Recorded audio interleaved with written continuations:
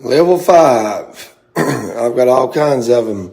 These are I've used them 2 times. This is the second time I've used them. And I the best tools. I had holes here and here, and I used on the smaller things. I used the no shrink ones, but I had a hole here and a hole here that needed to be fixed. So I fixed that. Had a big old hole over here. Check that out. They had it covered with tape. I painted this house 9 months ago.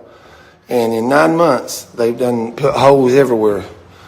A hole up underneath the window there. Big hole over here by the door. So yeah, I've been patching holes, and I've got it cut in. And about ready to start rolling everything. Everything's cut in. I'm about to start rolling. I've done everything yesterday. You see everything? But I'm putting an eggshell finish on it. Because a lot of times, like I said, this eggshell can be wiped off. It's flat, can't be wiped off. The doors we done 9 months ago, painted every one of these doors. All the trim, the baseboard, painted all the trim.